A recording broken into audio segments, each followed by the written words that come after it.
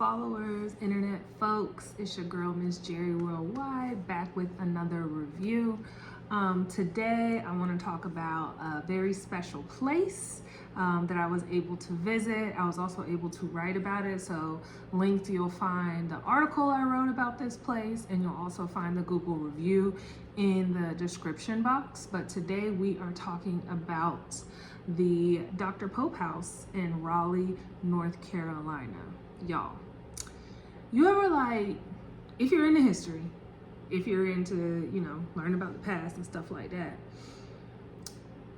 you could watch a documentary, you could read, but then there's experiences where you get to immerse yourself, you get to be a part of it.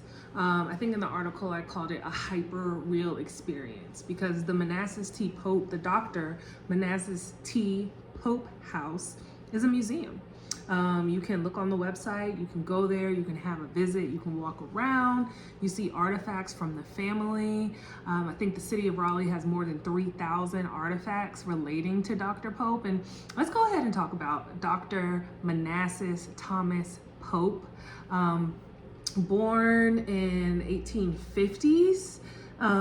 He was a medical doctor, he was a businessman, he was a man of his community. His parents were both biracial.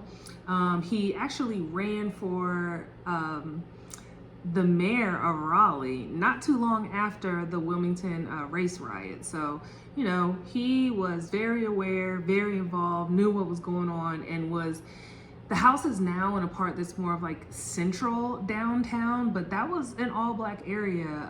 He was the line of the black community at his time, very close to Shaw University, which is a foundational HBCU, if you're familiar with HBCUs. So again, Dr. Pope was a doctor and businessman. So the doctor element of it, he was one of the first doctors and black doctors in North Carolina.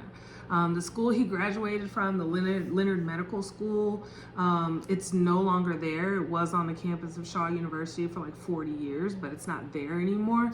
But he was amongst the first graduates. He was in the first graduating class. The museum, or the city has his graduation certificate, and it's a very, very beautiful document. So he was also involved in the Spanish-American War, very entrenched in local politics.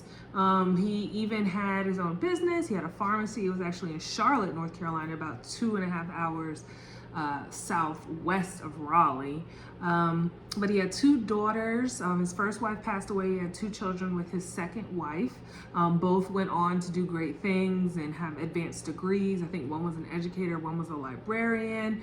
And the family maintained the home, which was built in 1900, really well.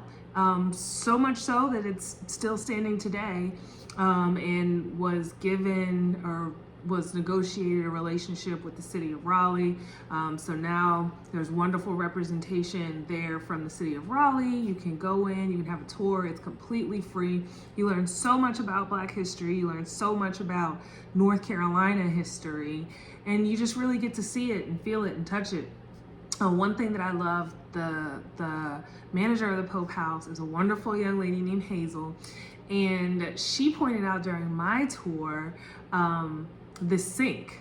So the original sink is still there and it's functional. So, where Dr. Pope would go to wash his hands and go see his patients, it's still there. It's just such a fulfilling and enriching experience to go inside this house and just take a step back in time, with the tall ceilings and pocket doors and just trim. It's just given North Carolina, it's given historic, it's given culture, it's given all of the great things. So if you have time, go check out the Dr. Pope House in Raleigh, North Carolina.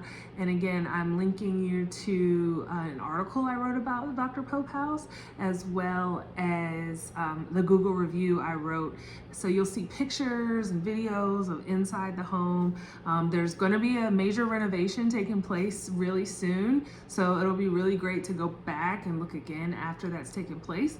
But it's still a great time to go check it out so you can get that before and after experience. So thanks for watching. Like and subscribe. Have a wonderful day. Take care.